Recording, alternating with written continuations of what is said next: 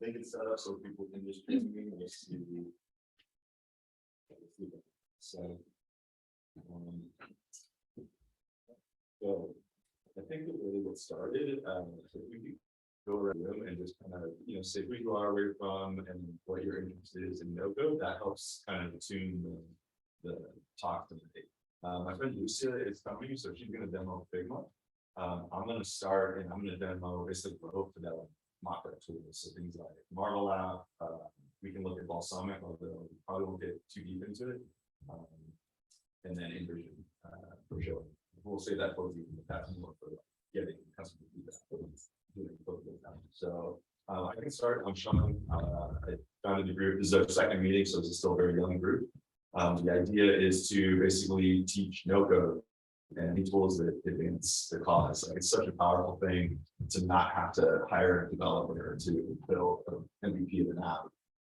And I think as well, like no code is getting to the point, like I use Bubble, it's getting to the point where you can deliver full production ready apps. Like it used to be a thing, like no code was a great option for getting just the first version out there. But like the site that I run, Problematic, it's fully built in Bubble. We're taking signups and so it's fully capable.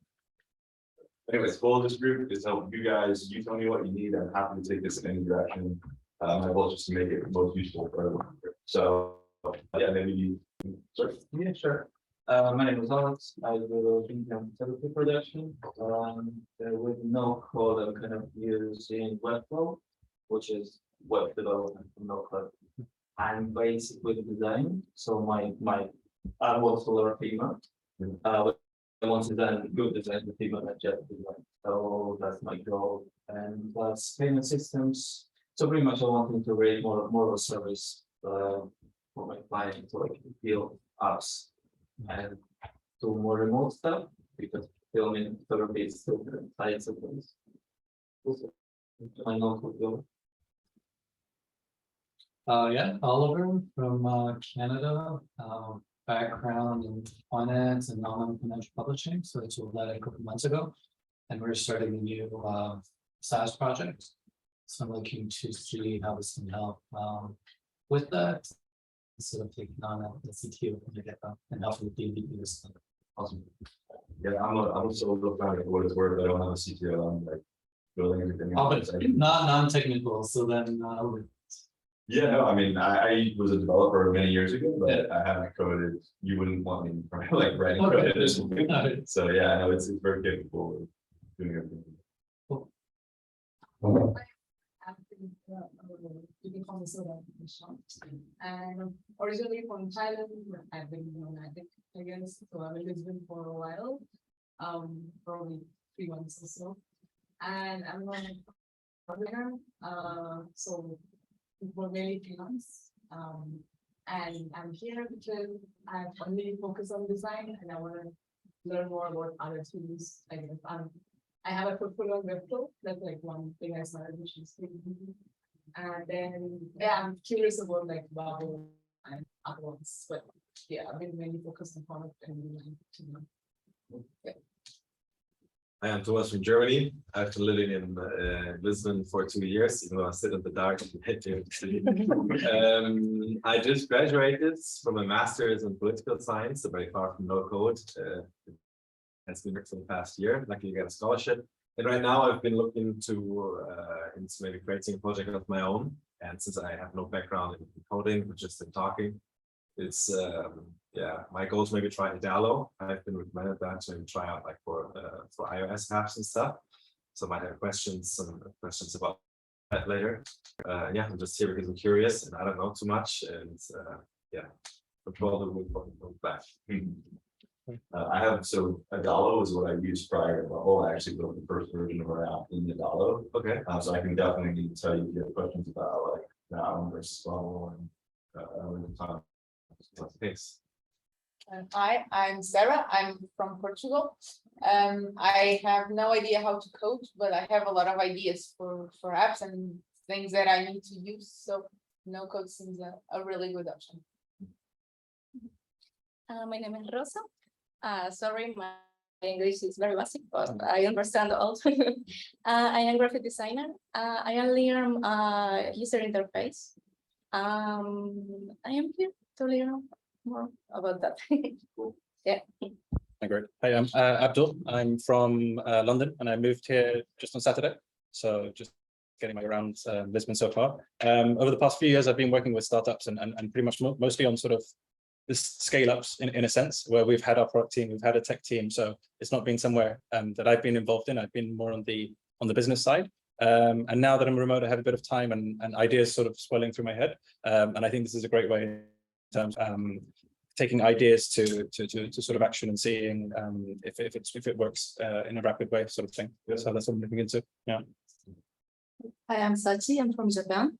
I used to communicate with the designer and the development team using Figma and Balsamic, and now I'm selling B2B SaaS products from overseas to Japan. So and no code is definitely a major genre to be focused on. So I'm here to learn more about it. Cool. Awesome. So I mean, I think the theme here is that we all see this as a way to kind of short and get to something real quicker. Right? That to me is what no code represents. So my plan here is, and I'm open to doing something different, but I was just going to show you kind of how I design. I did this blog post. They got a bunch of traction a while back.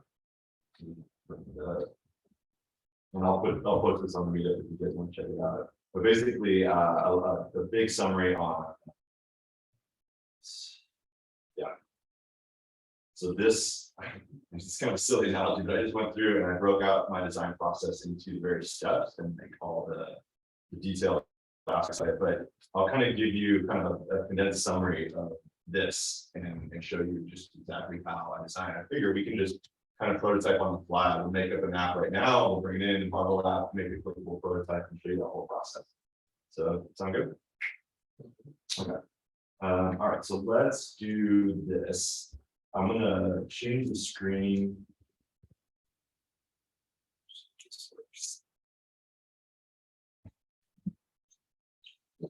What app do you guys want to build? Pick. We can just make a event.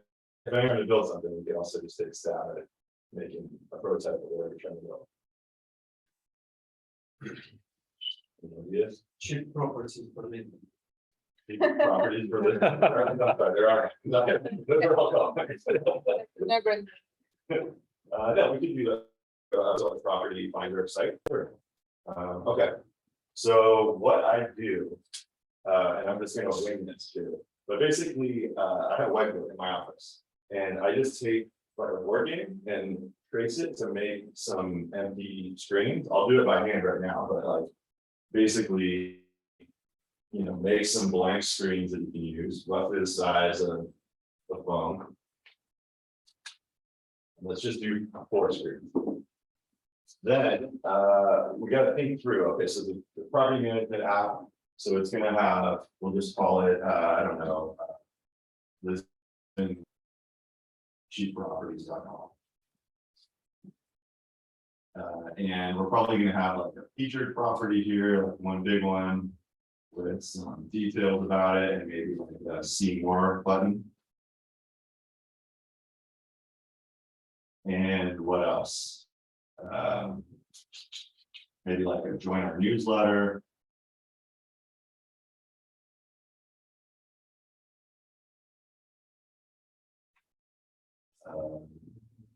Anything else we can put on there? A map, maybe. A map. Actually, maybe like yeah. So let's do that on the. So to see more details, maybe takes us to a screen where we've got like a main picture of the property, maybe some sub pictures. A map down here.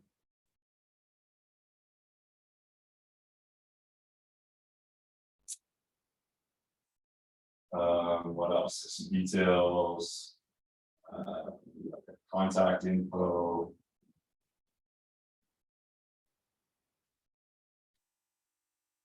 Right.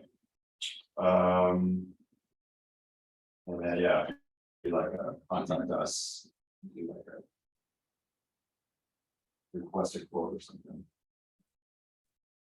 And I always do just like when I make a button, I found that like put a little shadow behind it, it kind of makes it look like a button. Okay, so then this would go to a screen where we're probably gonna fill out some info, like name, where we're from, maybe. And like a message, let's say.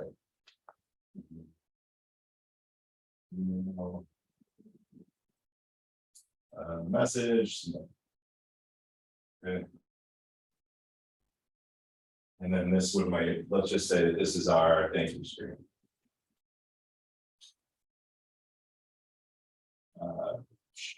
Share on social media.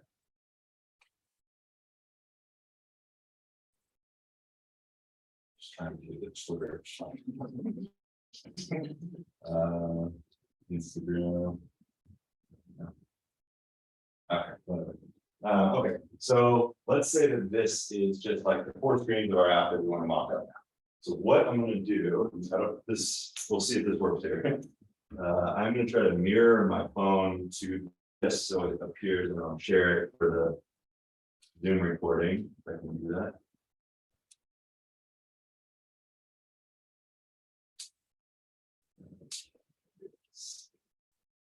Share screen.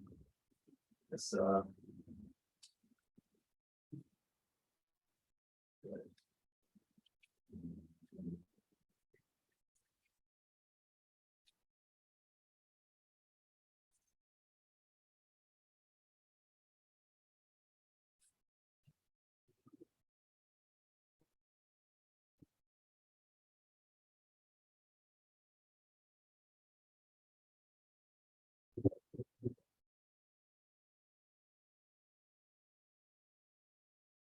ones that we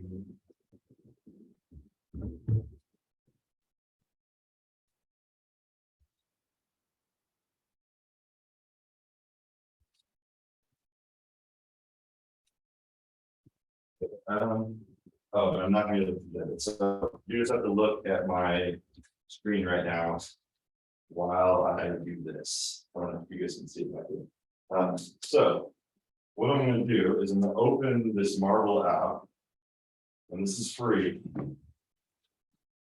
And I'm gonna create a new design here. Choose the phone layout, we'll call it Lisbon cheap property. That bubble? This is not all, this is Marvel app. Yeah, so this is just the prototype. Okay, so at this point, it wants us to add some designs, so we'll go ahead and take some photos. So let's go in here. And just take photos of each of these.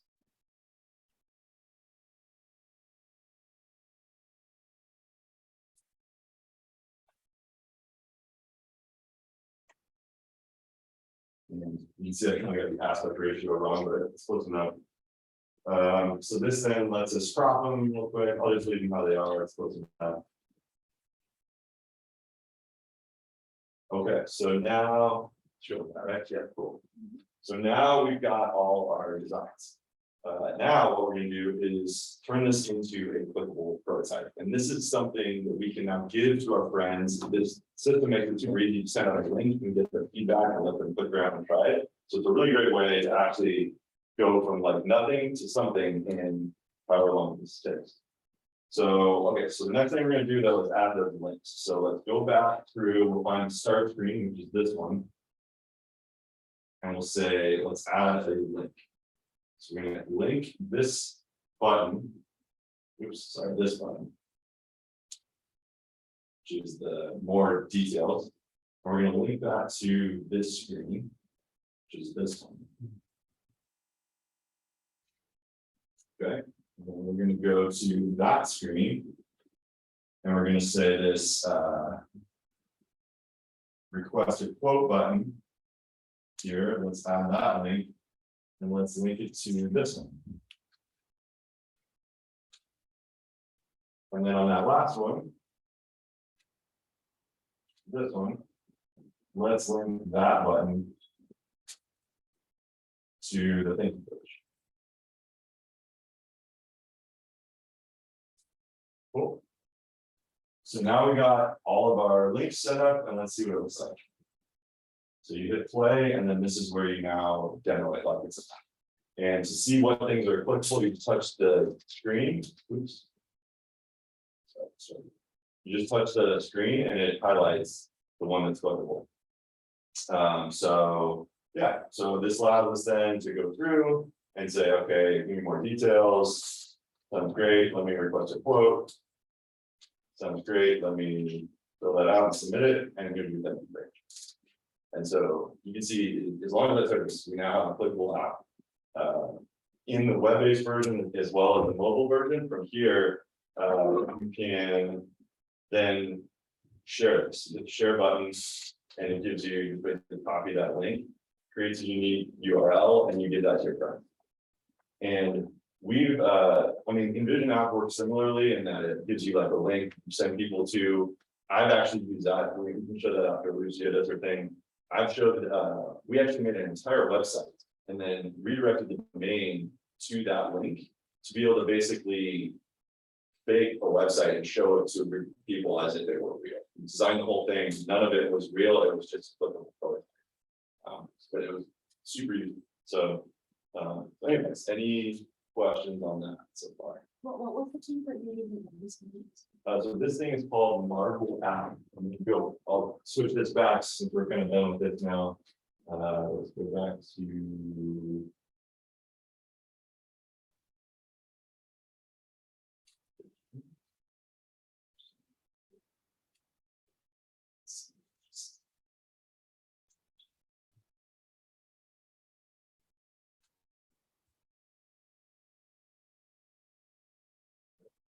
Yeah, so that is called, we're gonna bring it up. We'll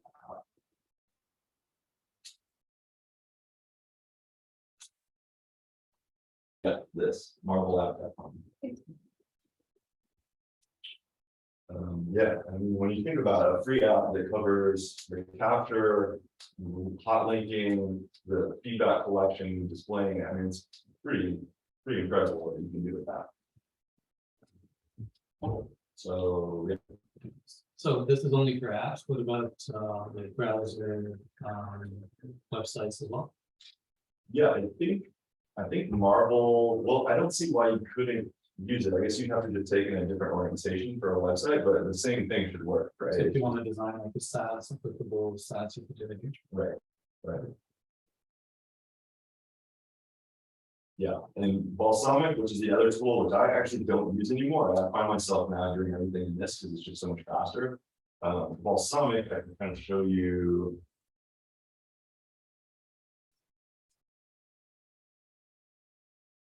Yeah, you can see, I mean, I was on the trial and the trial was fired, so I'll just be able to show you what I did. So I started out trying to, I was planning to basically prototype out the new version of the website that I built and kind of skeletoned out all the things and then realized this is just, I should just draw it out on a whiteboard. It's gonna be way easier. And so I basically gave up on this and didn't use it. But this is like a way of kind of accomplishing the same thing, only instead of drawing it, you're like bringing it into an app. And well, it's like Lucy messaging.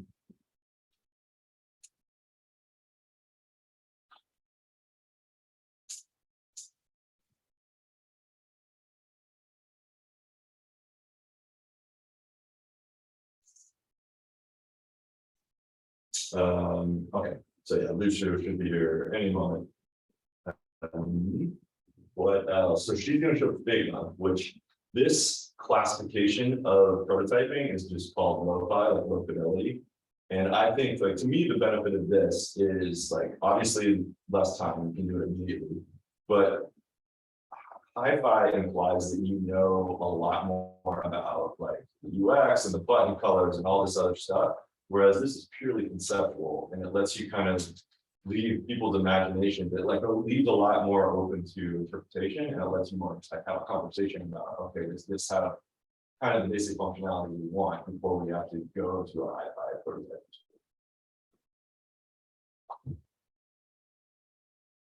I once heard of like a tool which is called UI Start, like wizard, but written in a funny way. Yeah. And it works like a similar thing, but as far as I understood, I never used it, but I just saw it's quite new.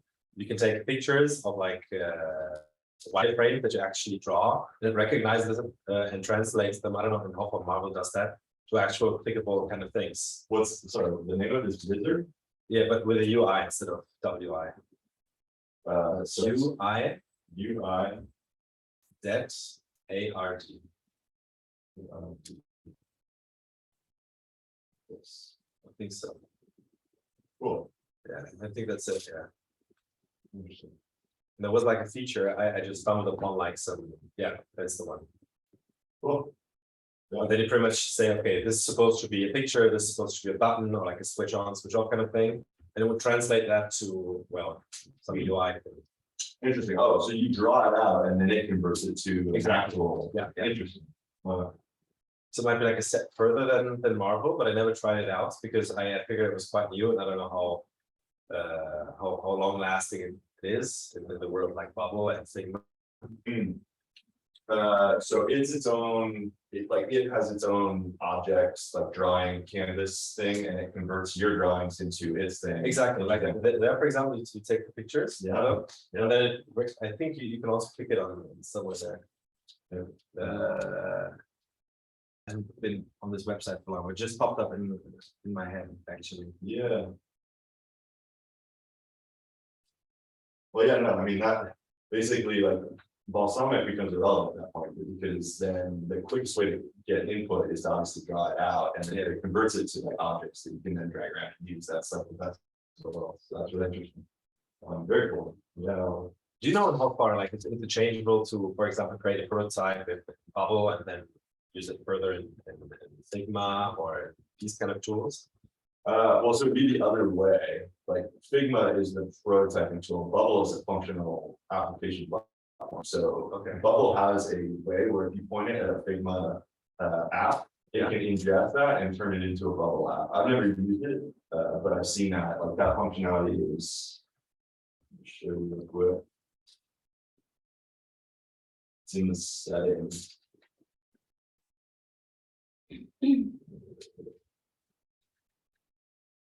Yeah.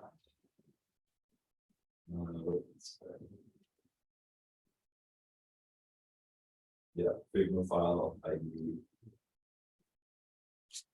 So you can import an application. From Figma. But it's not that they're kind of, I'm new to this, that they're all kind of like, they have the same code in the background, you can just pretty much extract it and then put it somewhere else and it'll pick it up. I mean, Figma doesn't have any application code. It's purely like UI layout stuff. Whereas Bubble has a database behind it, it has workflows, has actions and stuff. So I'm not sure exactly how that would work. I think this maybe just like brings in the screens and like kind of creates each one as a screen in your application, but nothing's wired up with no workflows at that point. Thanks. But use mine since I'm, but you use your computer. Okay. Would you mind bringing the screen so that way we can share screen and the people online can see the picture? Everyone, this is Lucia, by the way. She's gonna do something. So yeah, I can your mom contact second this very last week.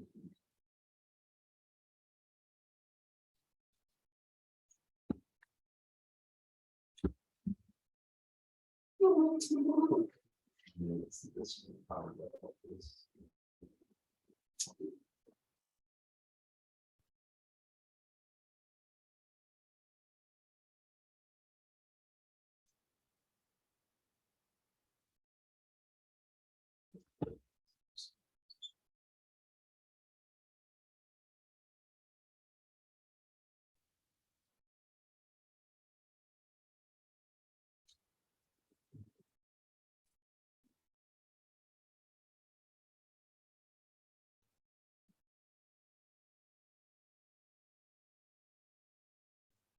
So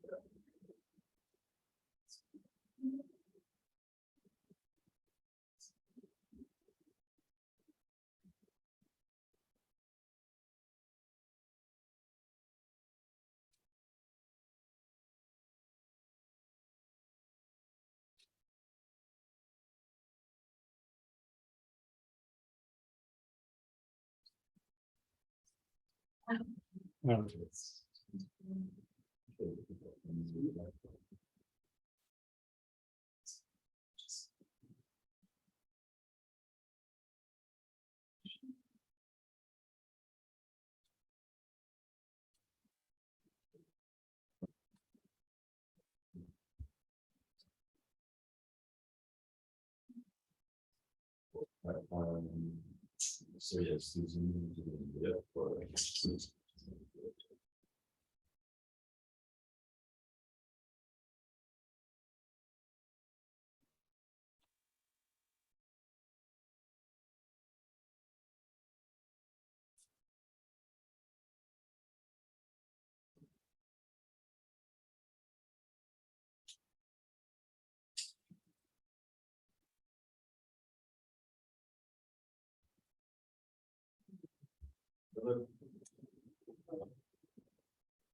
You're with me there? Yes, Welcome. go and have the time to visit Casablanca. Oh, sure. Yeah, yeah, we'll be. It's just down the hall.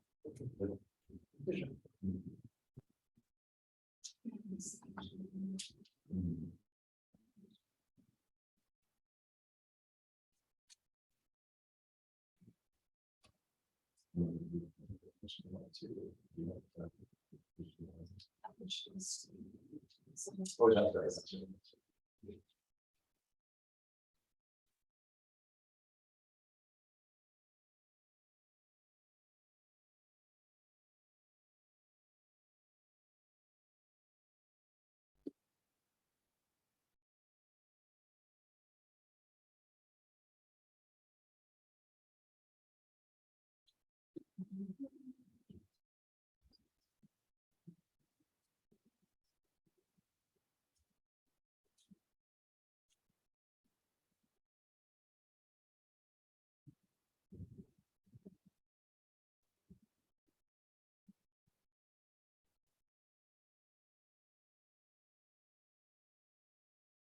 right.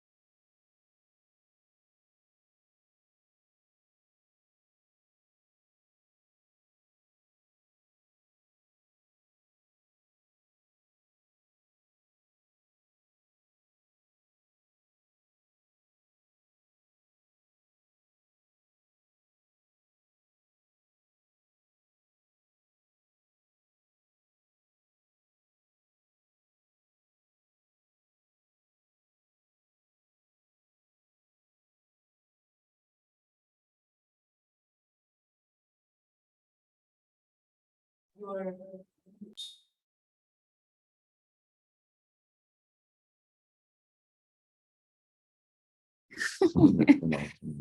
Okay, yeah, so if you want to test an idea, I need to do this.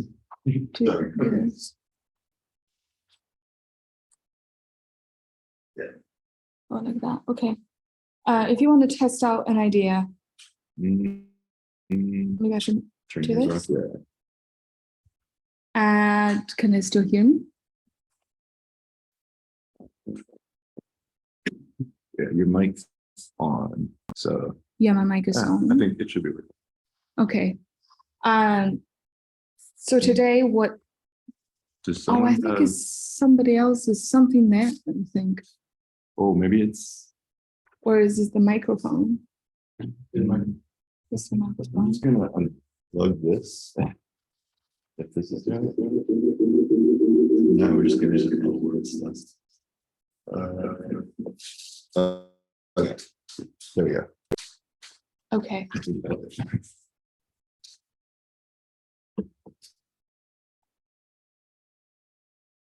Okay. So we'll use it daily for things like iterating features really quickly and people's comments. So the comment tool is really helpful. You can tag people in there. So yeah, so today what I'll show really quickly is how to prototype some or like design an interface really quickly for the mobile device, and how to prototype a very interaction really quickly. So so I already prepared some sort of assets. So these assets are in Figma, you can create visual assets and reuse them later. So they're called components. So I already created some components, so we can just drag and drop them in there because it takes time to create them. So you don't need to watch that. So the first thing you do is to create an artboard. So an artboard is something that is a canvas, and that can be set to any device size. So for this exercise, we'll set it to iPhone 8, which is a very common size. So as you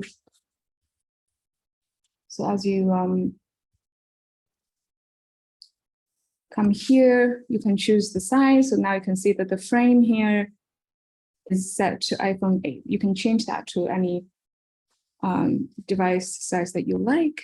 And so I'm going to drag a common component, which is a status bar, into the iPhone.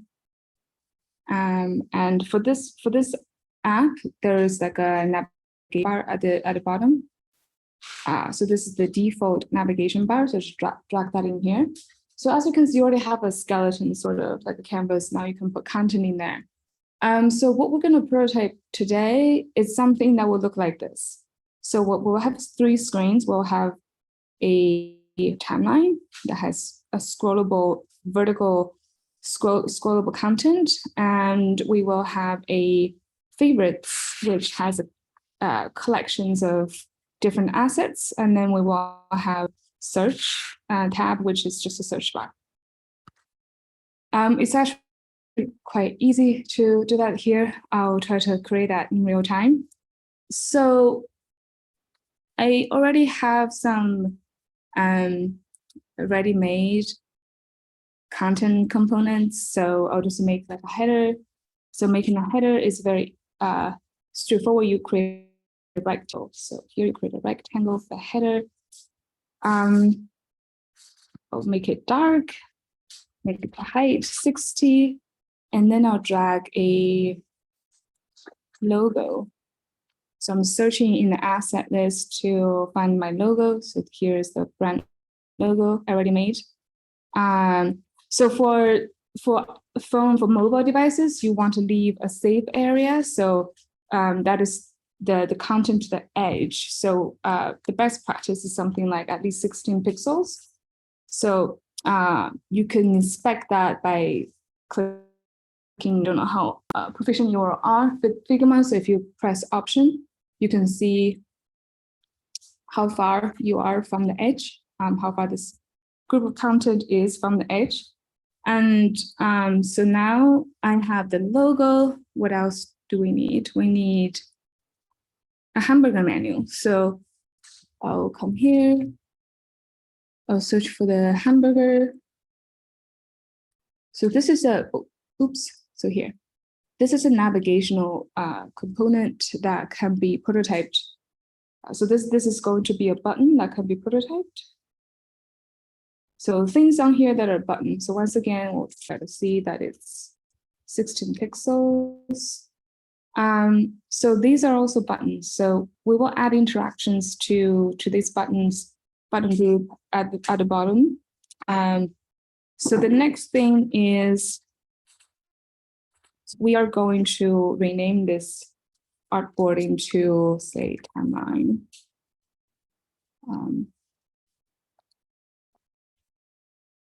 And we need some scroll content in here. So I'm going to drag this in here. And I'm going to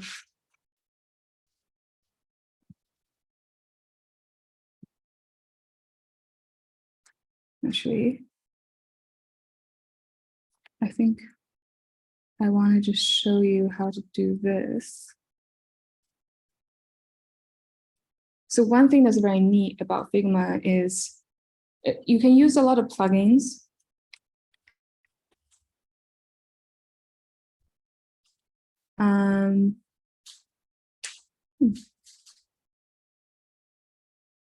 Okay, so you have to position everything very carefully to make sure that they show up as in the right order. So just now, because the navigation bar was sort of not at the top, it was covered by the content.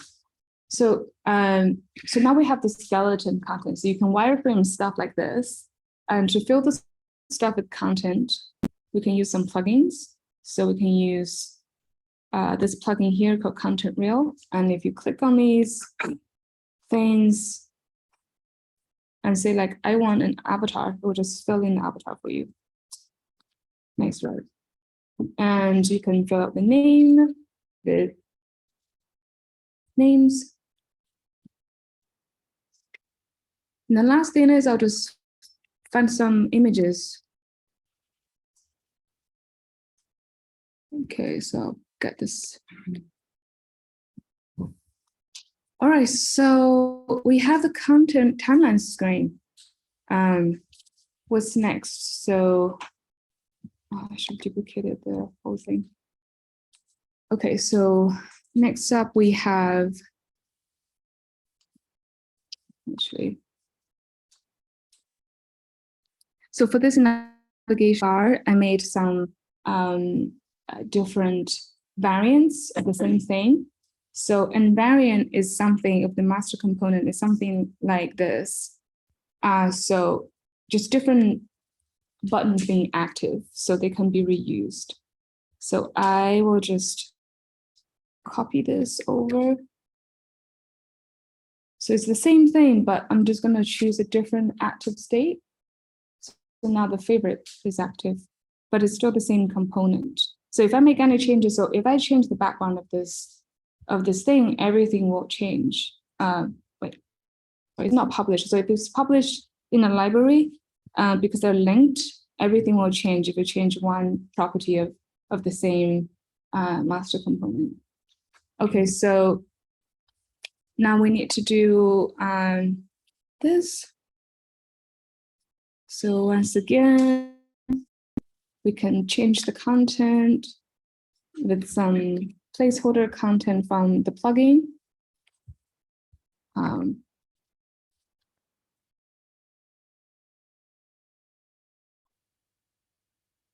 So I'm just going to click these and use the plugin to swap out different photos. Excuse me, all the pics that you're adding now, are they already linked to the database, or are you going to do that later on? Sorry, what do you mean? These are like public content. Okay. It's in the plugin. It's kind of pulling things from like royalty-free websites like Upsplash and Unsplash, yeah, or from Flickr.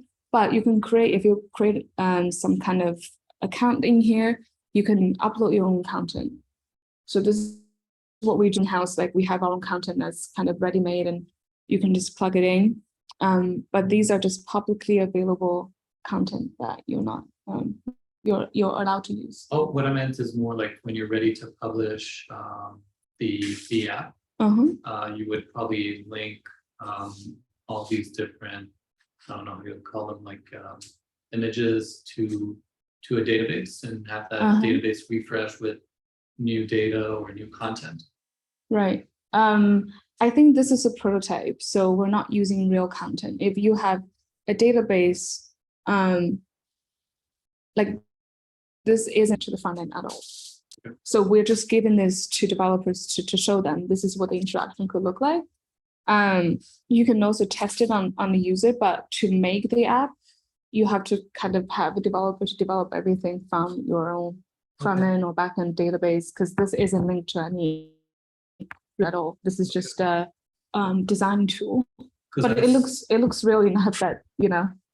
I saw an app basically where you can link everything to a database and then you can publish directly to the different marketplaces.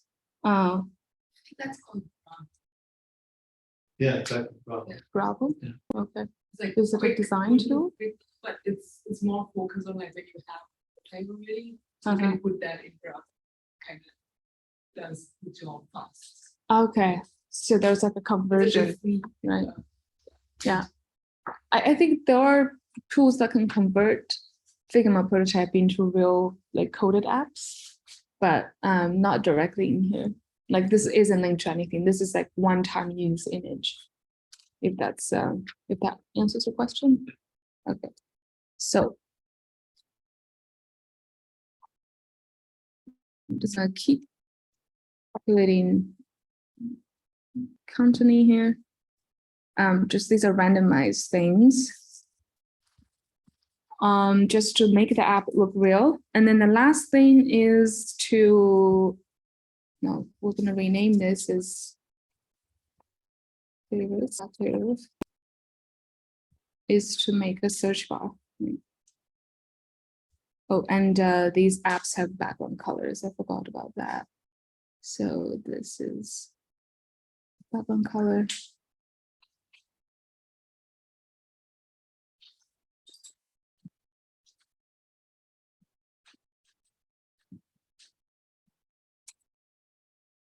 Okay, so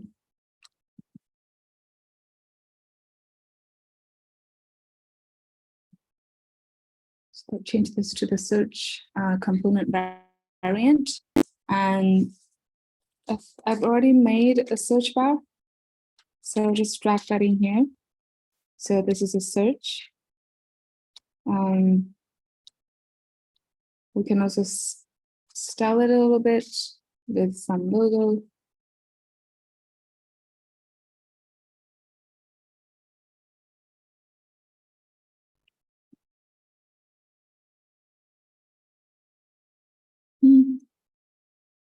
What was that?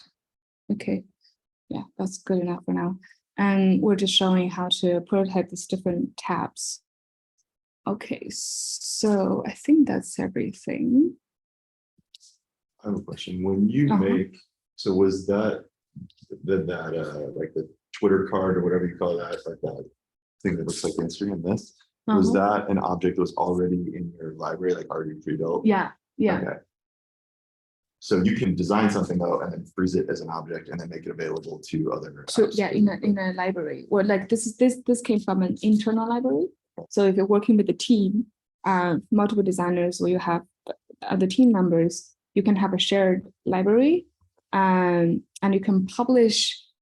So if you made something like this, like a reusable component, so this can be used in different pages of the app, or you want to make sure that the styling is consistent, it's better to publish it.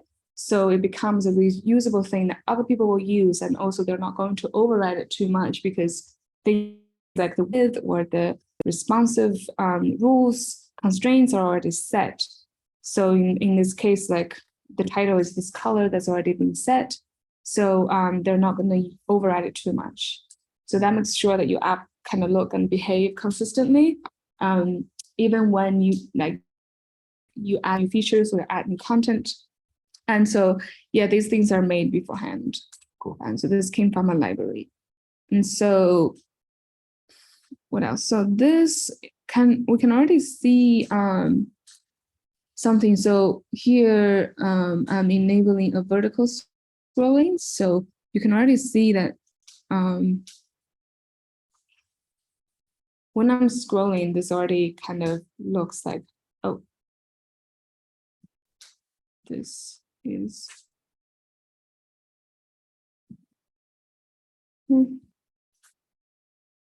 perhaps to be lost.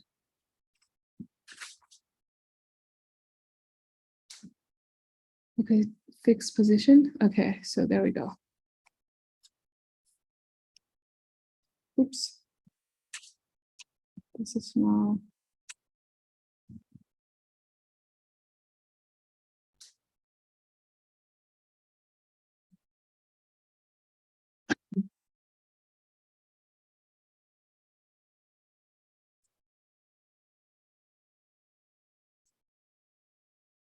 Okay, fixed position.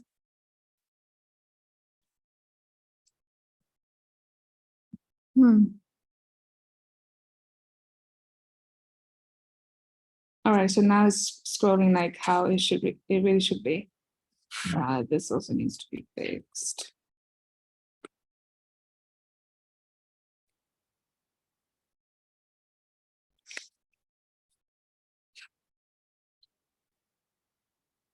These are just some sort of small things about Figma. There's lots of like quirks that you need to kind of just troubleshoot on the go. You need to make that sort of here. Has anyone else used Figma? Yeah. What's your experience with it? Yeah, but it's for, I think, big scripts. Like when you have, for like a first version, this is for like a ready to make, like publish for developers. Okay, so now the scrolling is working, so it works like this. This is Figma that you are using. Yeah. Now the other thing we want to prototype is, so when they click on this timeline, they go to the right page. So it's really slick that in Figma you can just add an interaction here. So this blue thing appears, and drag it to this page. I can also add a bit of animation. Interaction, that's not really animation. And so the key is to link everything, so they're all sort of linked. Okay, so the search is going to be linked to this page. And the timeline is going to be linked to this, and my favorites. So question, if it's a reusable element, could you just link one of them and then it'll inherit, or do you have to link each instance of the? Yeah, so for this one, because it isn't, the content and the tab are separate things. So the content could be dynamic. So you don't want to lock them into the same thing. Okay. Yeah. In some cases, like, what is an example? Like, if this, so that this hamburger menu, like if there is a expanded menu, you can link each of these menu options to the right page. So that could be fixed in the master component. Got it. So a menu that doesn't change can do that, but it's because you have these active states that they need to be separate, treated as like separate. I try to do like link them in the master component. It didn't work because these are 3 different components and they have states. So it's like, because they have an active state, it's kind of hard to link them. Got it. Yeah. Cool. So now if you do this, it will just work. Cool. So that means if you can go to a user with this and show them and do some basic interactions and show them or just ask them to navigate the app, you can validate your app idea very early on. And this is actually what we do at our company. Like we protect very kind of complex interactions, and we show them to users to do usability tests before development team will build, because building is a lot more expensive and a lot more time consuming than prototyping something like this. So yeah, my laptop managed to hold. Any questions? I'm going to plug it into something. Got more of a design question. Okay. Do you start design with Figma or you start somewhere else and then you translate your designs to Figma?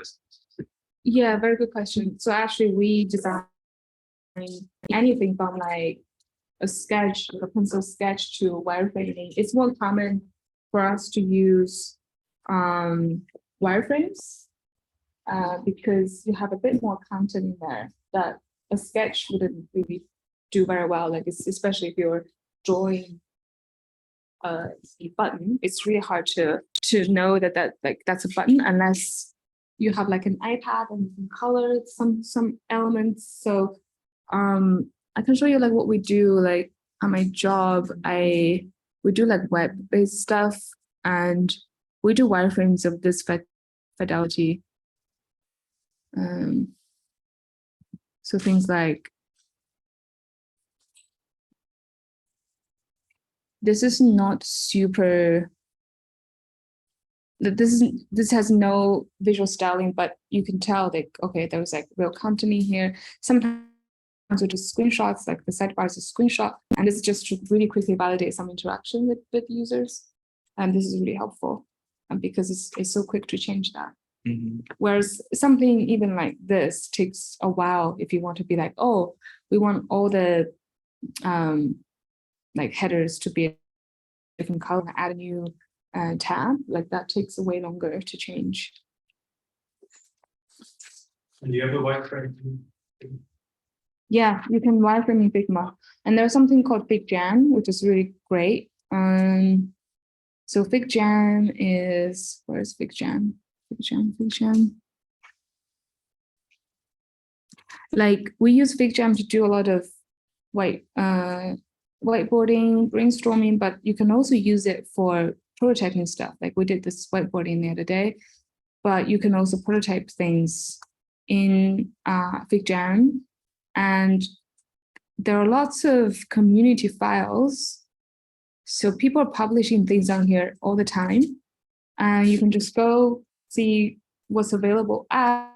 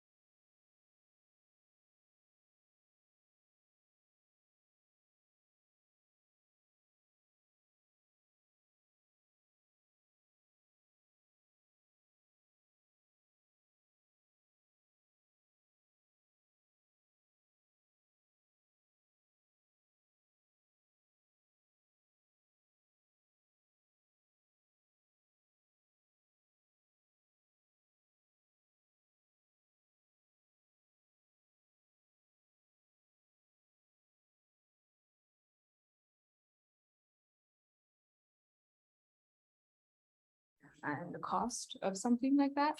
And so then you choose sort of the best way forward, and then the designer would prototype a higher fidelity thing that can be tested with users for usability risks. So after that, that could take a few weeks. After that, we will consolidate the findings and we would change the design based on what we found out from usability tests. Like often that changed our assumptions a lot. Sometimes it changed the direction a lot. So yeah, so from that point onwards, the PM or a project owner would then take the sort of validated design prototype and then chunk it down into releases or like roadmaps, and so engineers can like take tidbits to develop, and then the whole team would have more confidence that they're doing the right thing because it's being validated. Yeah, like for anyone who's built an app, then you'll know it takes like to be able to do this kind of thing and have a conversation the next day with 5 people and then just see like an aha moment, like, oh, we don't need to build that thing, we need this other thing. Like it's invaluable, like to short circuit that whole learning process instead of waiting a couple weeks or even months to build it and deploy that app only to learn that later. Like this is why Figma is a $20 billion company.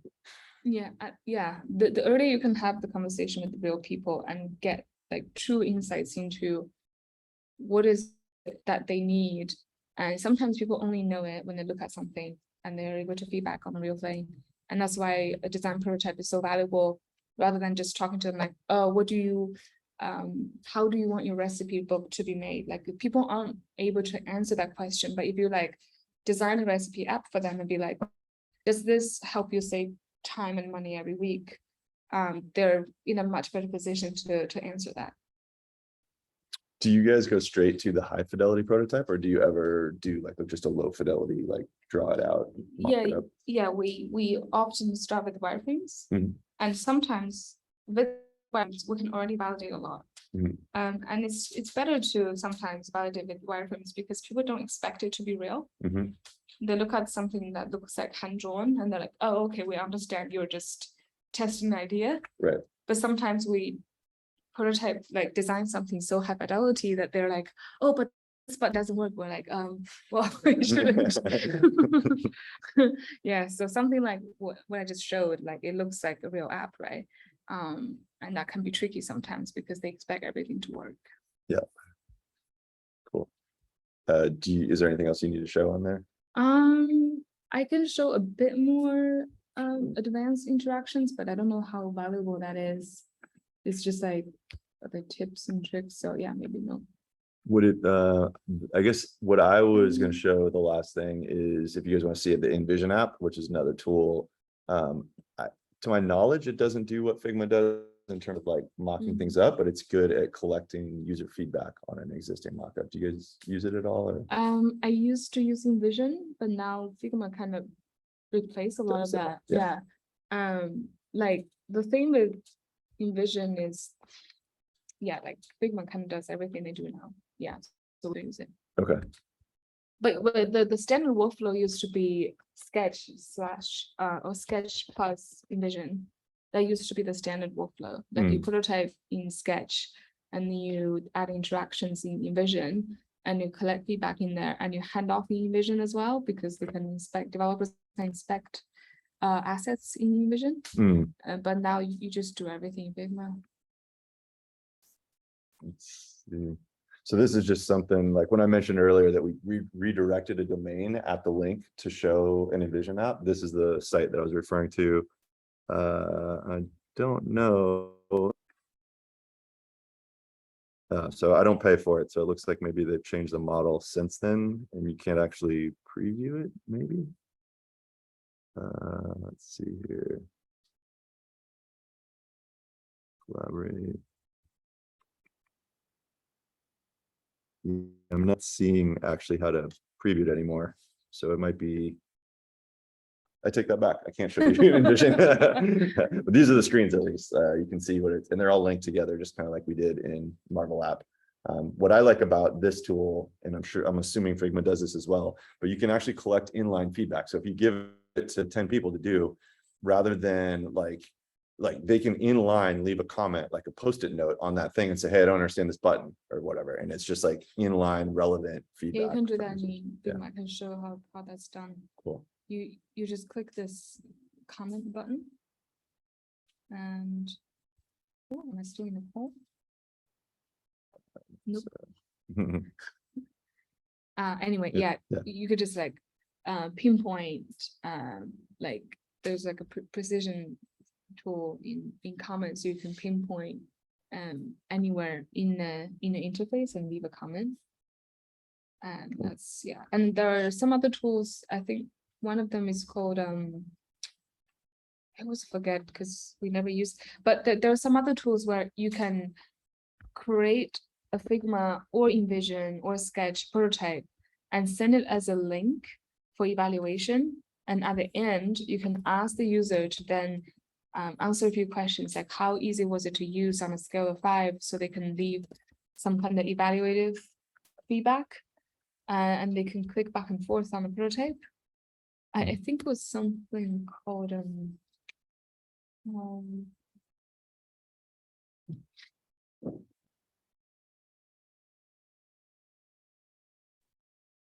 I'm just collecting all the links and I'll post all this stuff is just like a little summary as a comment on the meetup. okay. Anyone have questions? You got access to a world-class UX designer here. And by the way, you guys, Lucia does this for free. She just did it completely volunteer. So could we maybe like give her a hand for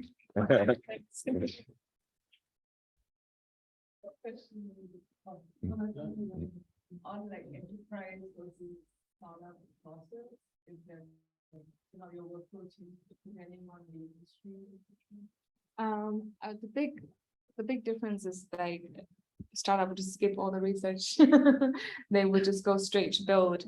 It's really hard to convince people because startup want to kind of have something to show to the world, and sometimes external investors and stakeholders, so they have way less patience for that research result to come in. Whereas in like an enterprise company now, we have like a way like longer timeline for anything that's about to be like, there's no real, because we're B2B, so there's no real sort of deadline.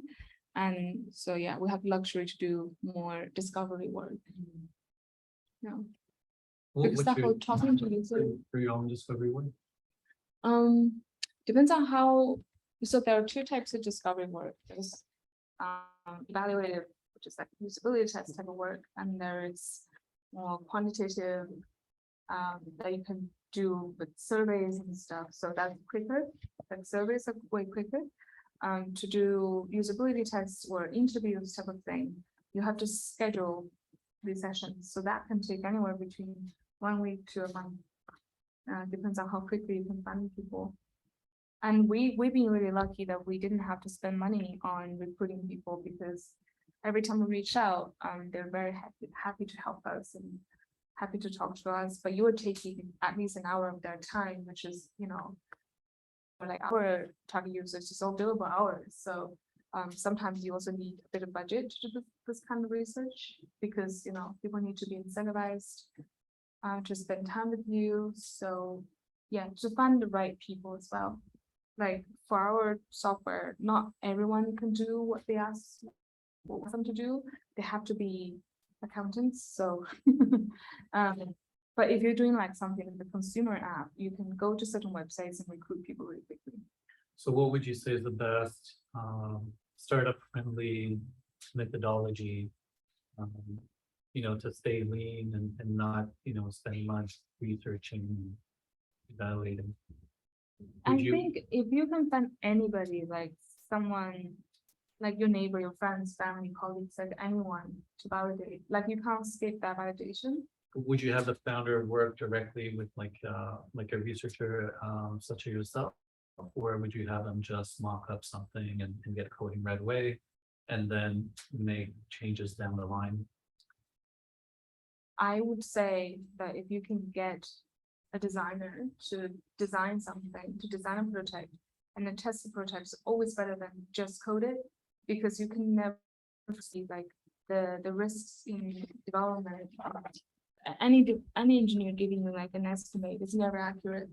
So even if you even if you think something's gonna be very simple, it's always going to take longer. So yeah, I think you should always prototype the design, test the design as much as you can, even if it's just like drawing some action or wireframes.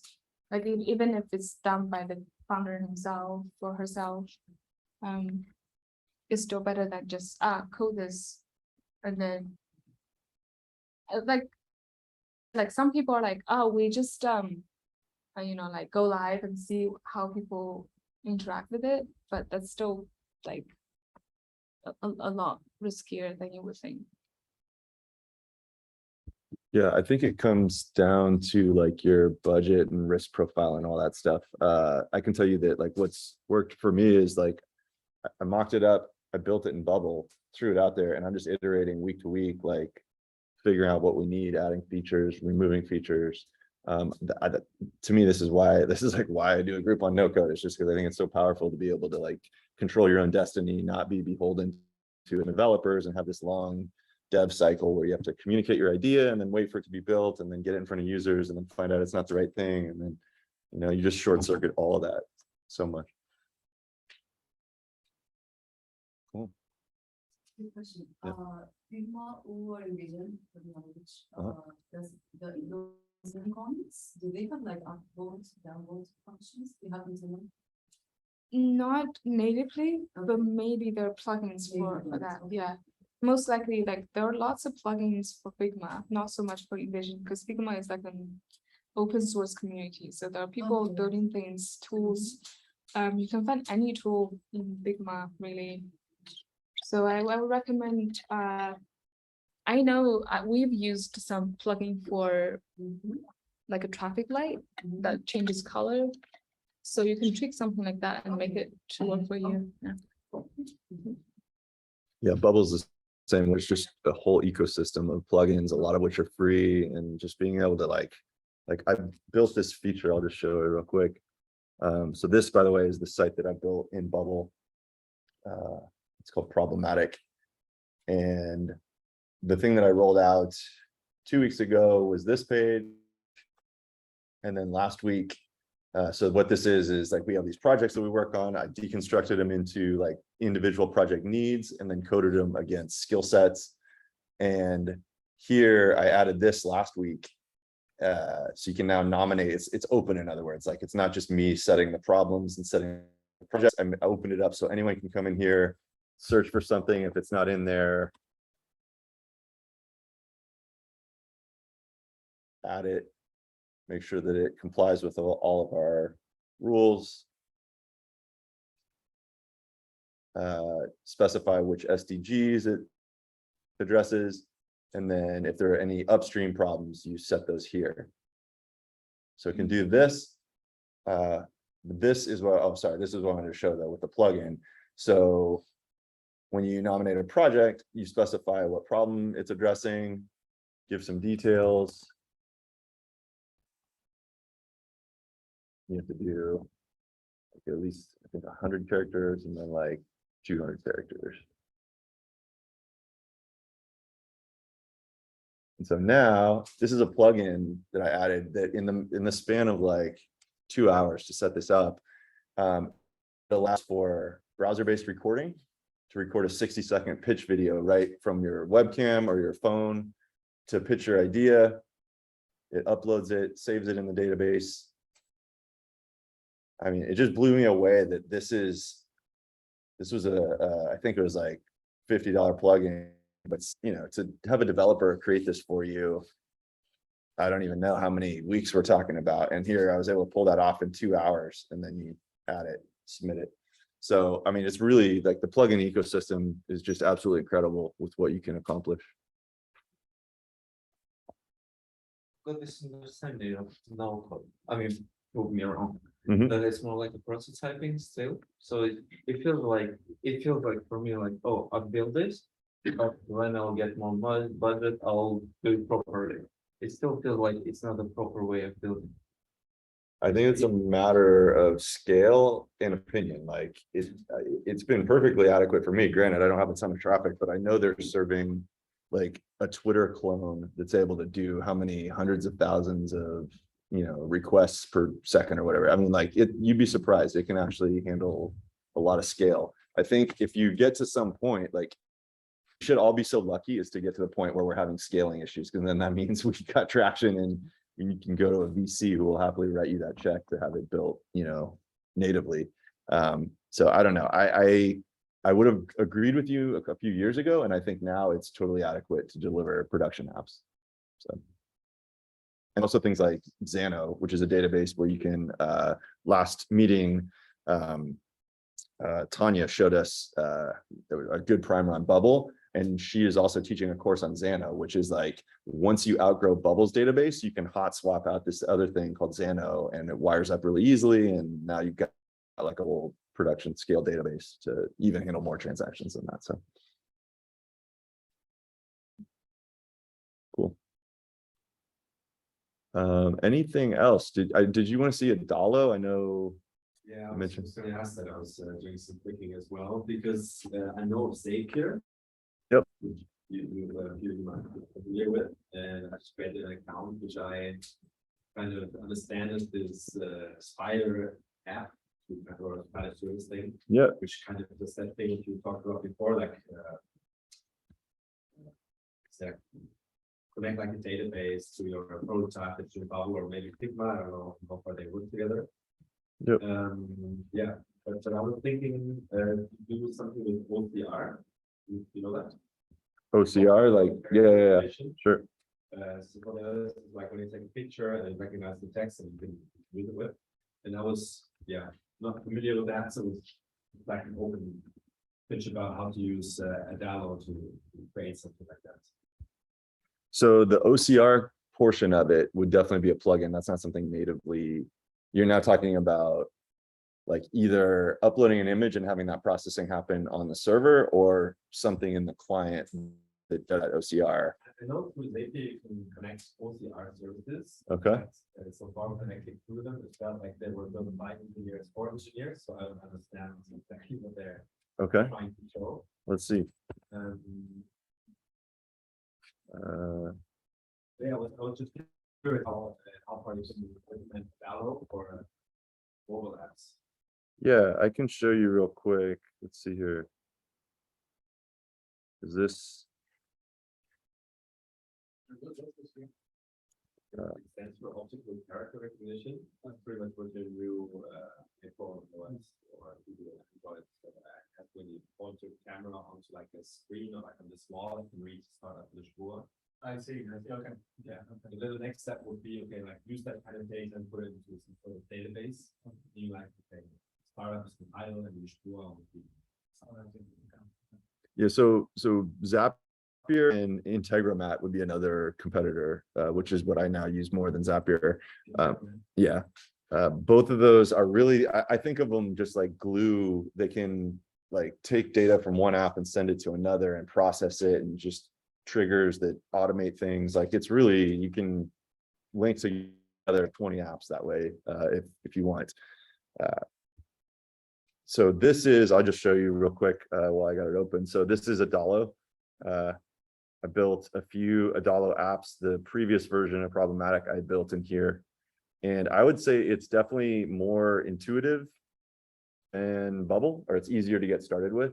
Like the bar is much lower to be able to just go in here. And like, it's kind of nice just how you have this giant canvas that you can just literally like zoom in and out of to screens and then make stuff.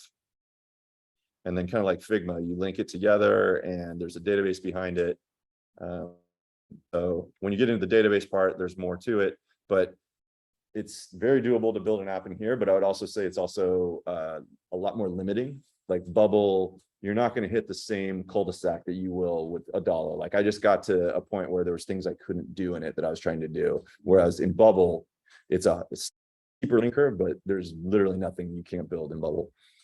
So with the Dalo, you have like follow-up question. You have like this steep learning curve and like steep, like quick time to effectiveness, shorter learning, but quicker to hit a wall where you can't actually do what you're hoping to do. It's also very optimized for mobile and building like desktop apps, where I was targeting the desktop more than the mobile at first. So you can do it all. Like Adalo makes it really easy to generate native apps, whereas Bubble requires some plugins and extra work. So I think you'll find blog posts out there that compare them, but I think it really depends on what you're trying to do. And you might get what you need out of Adalo. If you can do it in Adalo, then it's way faster and easier to get there. But I just found that I couldn't get what I wanted done. So, and I've been very happy with Bubble. Did you then, for example, use your Adalo project and just like put it into Bubble, or did you have to start from scratch? I had to start from scratch. Yeah, I had to start from scratch, but I was planning to re-architect it anyways. Like Okay. requirements changed, and so I just basically went back to the drawing board. And yeah. Thanks. Yeah. Anything else? Does anyone have any problems they're struggling with, or things they want to, like, any challenges or anything that we can help you bust through? Like, to me, building no code, it's always like have these like spurts of productivity, and then you'll hit a wall. And so it's really helpful to have a group like this where we can like collectively help you get through it. Yeah. Do you have a recommendation for a good community of no code developers? So obviously you can save a lot of time, but there's still a little bit of a learning curve. You can save a lot more time with somebody that's maybe a little more experienced. That'll still cut down the time of development for an MVP.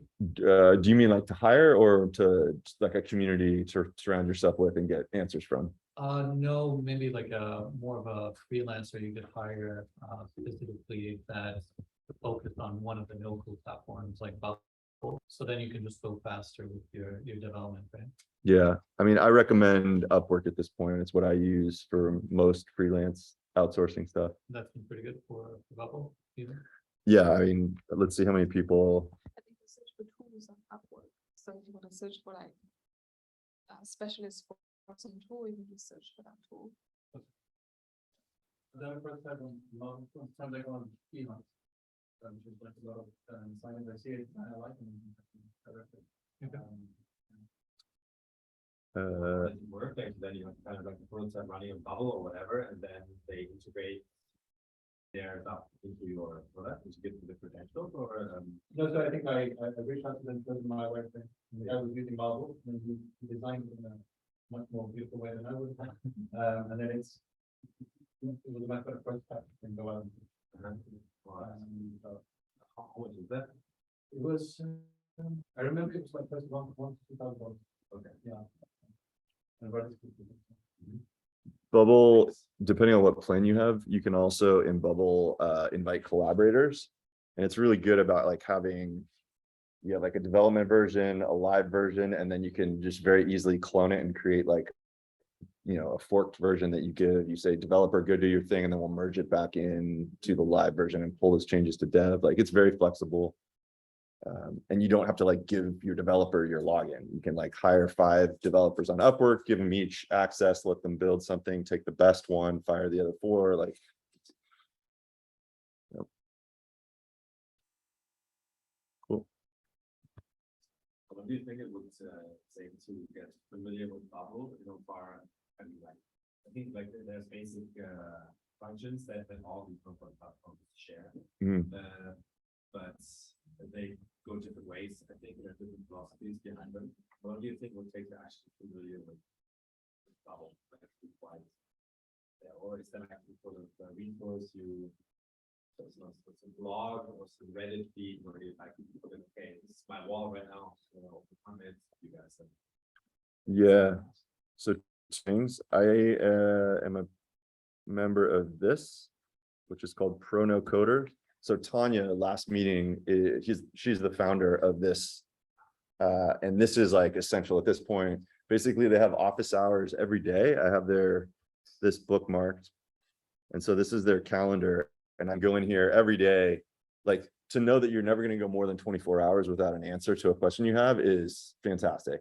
And it's just it saves all the like getting bottlenecked for a week at a time and, going through forums and getting frustrated and banging your head on it. This is just like literally every evening I can go join the office hour, show the problem I'm struggling with, and she'll be like, oh, this is what you do. And she's got a few people who work with her now. So yeah, so that's invaluable if you're doing Bubble. For a more umbrella, this is called MakerPad. And I'll put all these links in the comments. But yeah, I would say this community is like in general just no code, so tool agnostic. You can go here, they have a ton of tutorials. It's not the same level of access. You don't have people like taking you individually through your specific problem every day. But this is more like if you're trying to just go get up to speed, it's invaluable to go and like say, okay, how do you build a Airbnb clone? And I guarantee you, if we look in here and search for that, someone will have let's see, where's the search? Oh yeah, Airbnb.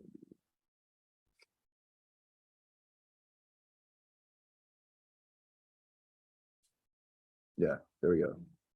Airbnb clone. Like, so there's multiple tutorials that show you how to do this probably in every tool. And so that's just like such a great way to learn, to just shoulder surf, watch someone else develop, see how they do things. It's, I don't know.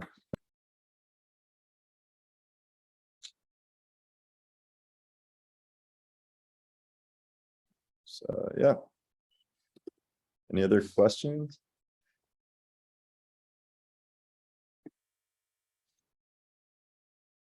I'm gonna show this while we're here. So I am a huge fan of Startup Weekend, and we are doing something similar. It's a hackathon we run periodically. Lucia's been to it. So we're doing our next one on October 15th. And this is at 42 Lisboa. It's a beautiful space. It's like a giant free coding academy. And so they're letting us use their space and giving us access to their students. And if you think you learn a lot today, go through and try to build something real with like 4 other people. And it's just like, your mind will explode. Like you learn from like 4 different people of all different skill sets, building a project that attacks a societal issue. And yeah, it's just it's a fantastic thing. So if you have any questions, I'll leave the link for this as well, but we'll be there. And yeah, we provide the meals and it's all free and meet a lot of interesting people that way. It's for like 2.5 days. So this one is just a single day. It'll be a Saturday all-day event, but we also do a dinner on Wednesday night, just like a meet and greet, strategy planning, try to form teams, and then Saturday go to town. So that's like coders, no coders. It's everything. Like, so their students are all in a coding school, so they'll have a lot of engineering talent. Hopefully we do have some no code people too, because we can like accelerate it a lot if we can use that. But yeah. Yeah. And the ones that do neither. So yeah, no, we invite like copywriters, videographers, SEO experts. Like we need people of all walks. And there's just a number. You can, if you want to see the projects that are listed, it's all coded by like needed skill set. So you might find something on there that matches your skill set. Cool. All right, guys. Well, if there's no other, yeah, you have a question? Yep. Is there a grid like a software worksheet showing a list of the tools from local? With their names?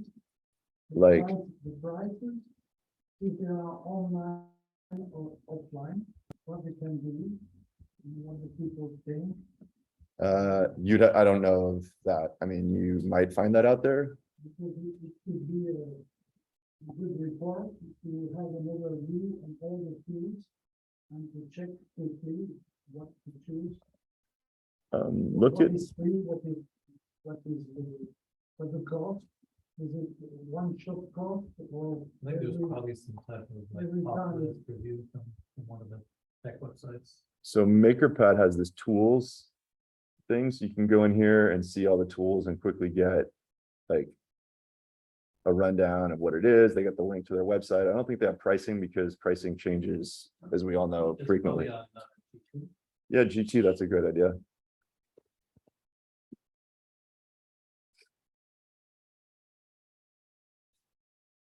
I don't think this is specifically no code, but it's SaaS apps, some of which are no code. So yeah, if you find it through MakerPad, you could probably go here and get like reviews and whatnot. So yeah. So yeah, I'll list that in the. Okay. The second question is a little out of the subject of tonight. Sure. I see Ableton. Yeah. It's for music. Yep. Could you tell me more about that? Or after? Yeah, I can talk to you after. Ableton is a music program, so it's mostly for DJs. I use it for like guitar looping, so it's just yeah. And I actually used to run a meetup in Arizona on that tool as well. So Thank you. yeah. Cool. All right. Well, thank you guys for coming. If you enjoyed it, leave a positive review, tell a friend, whatever. We're just doing this, trying to help teach the community no code tools. So, all right. Cheers.